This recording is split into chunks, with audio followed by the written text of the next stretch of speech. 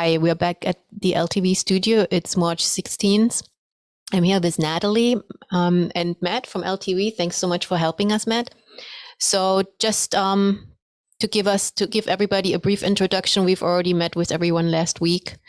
And Natalie, do you want to give a little introduction on yourself so people that haven't seen the last podcast know who we are? Yes, absolutely. Thank you very much, Bernadette, and thank you very much, Matt, for having me here today again. Yes, so I'm from Ukraine originally, and I have been here in this country for 20 years.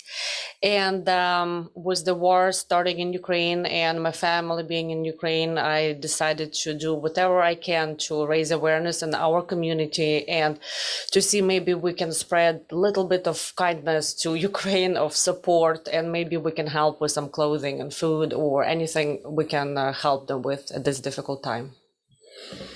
Yes, even though I'm personally not from the Ukraine, my name is Bernadette. I actually grew up in East Germany.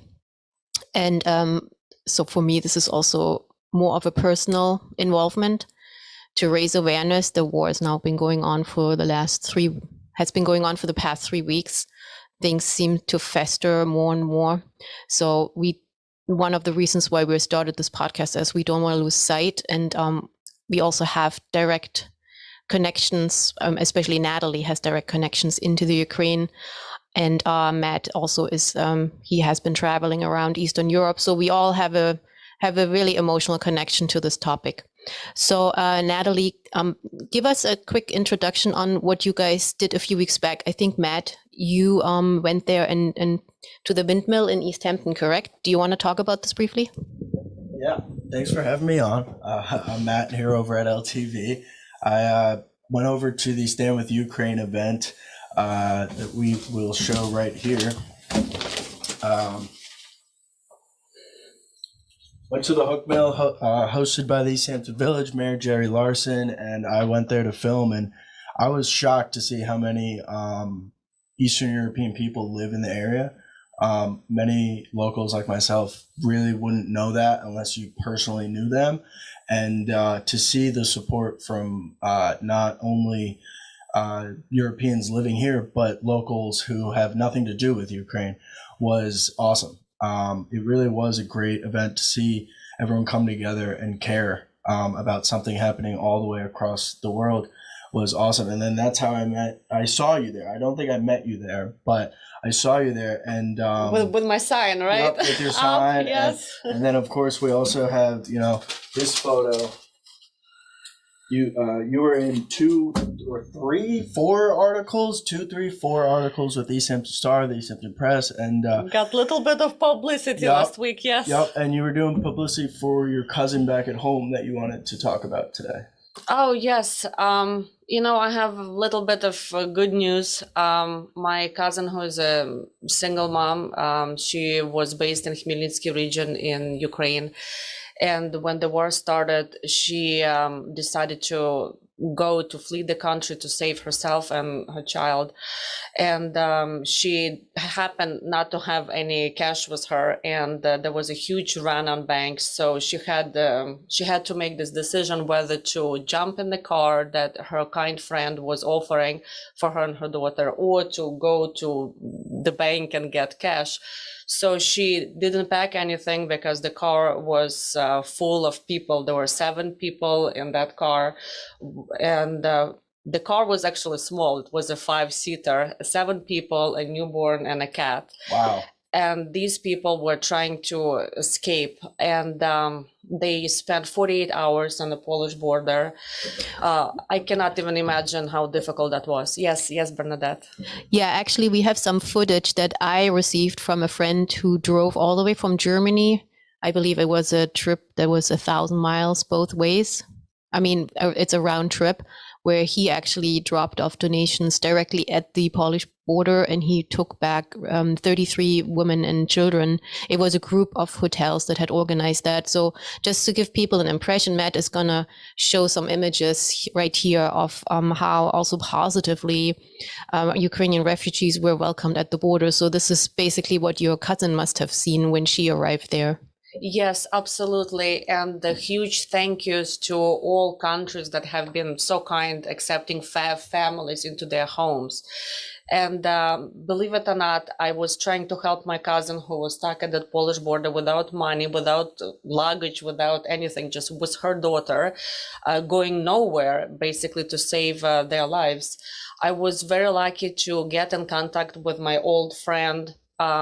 I didn't see for 10 years. She's originally from Poland, and then my friend Agnes, she was able to contact her family in Poland, and she just by a lucky chance her family is living right at that cross border point, and they were able to meet my cousin and her daughter and take her to their house. They're such kind people, and I will be always grateful to them for that. Just as a follow-up question to that, tell me what was it like finding out for you when you found out that they had a place to stay and that they were safe finally? What was that like? Oh, a huge relief, because for the whole 48 hours that my cousin was stuck on the border, not moving, with 7 people in the 5-seat car with no money.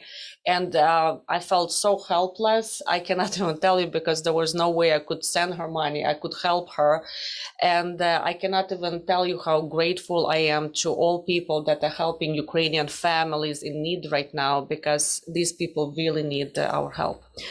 And I have to say, I can't stress enough how important it is that Poland kept the border open, because Germany does not have a border directly with the Ukraine.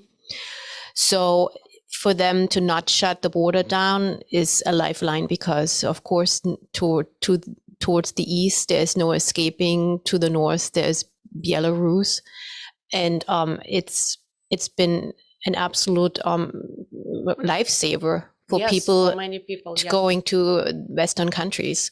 And the support has been very overwhelming, which makes me feel amazing that this is actually happening.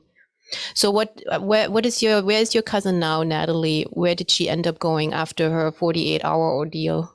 Yes, so she spent a few days in Poland, and she continued to Italy, where she is seeking asylum protection there, and she has been greeted with flowers and chocolates, and she said that they gave her like a little studio where she and her daughter could rest, and she said we just walked in and we just started crying. It just, the kindness of people has been overwhelming in this difficult time.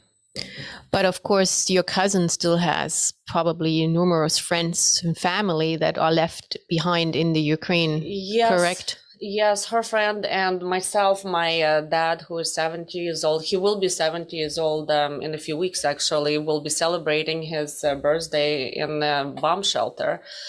It has been really difficult for the last 3 weeks. He has been living in really harsh conditions with his wife and all elderly family members who are in their 90s in a cold shelters. And those shelters, they're not heated. There is no running water, no bathrooms.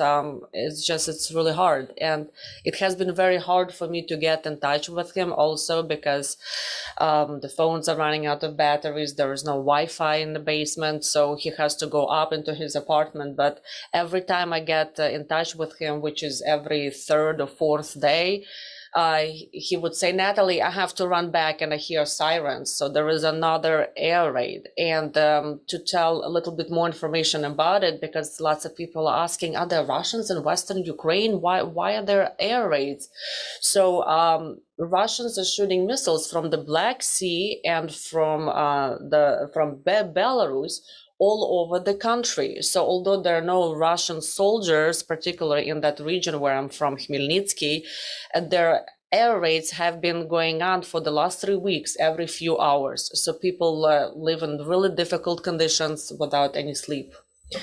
I have to say, for me, this is absolutely heartbreaking to hear something like this happening in the heart of Europe, which Ukraine, you can say, is nestled in. Because for me, I only know these stories from my grandmother, who was 10 years old when the war was over, who lived through the Dresden bombing. And that was her life, like no food. There was no safety. And every night they had to spend in these bomb shelters. I mean, granted, at least nowadays you have more means of communication.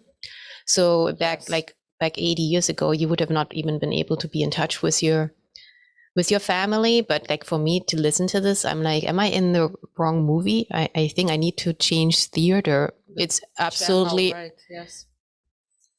Yes, it is. It is difficult for my friends over in Ukraine also because not everybody can flee the country. Like my cousin did. Her parents are not alive, and she is a single mom, so she was able to leave the country. But many of my friends, they have their husbands and sons who are between ages 18 and 60, and they're staying to fight for their freedom, and that they're not able to leave their family behind. Yes, because they don't want to leave their husbands and brothers and sons behind, correct? Yes. How from what you've been hearing from over there, how is their spirit? I mean, are they still motivated to keep on fighting? Yes, every time I talk to somebody, all my male friends from college, from school that I'm in touch with, everybody is feeling strong, and they will not give up. And that's what we cannot do over here either. So we're going to be back in a few days to talk more about efforts that we've been doing locally. So even though time passes by between our podcasts, that doesn't mean there's nothing going on. But today we really wanted to focus on those stories because for us, it is important to make that real for people that live here, for that don't have a direct contact there into the Ukraine or into Europe. So thanks so much, Natalie, and thanks so much, Matt. Thank you so much for having. Yeah, thank you so much. And we'll be back shortly also to kind of like report where we're at in terms of our fundraising efforts. It's been the support has been very overwhelming, and how people can continue to support us. But one mean that you can do today is to share our podcast to keep raising awareness. Thank you so much, Natalie. Thank you all. Thank you so much. Thank you, guys.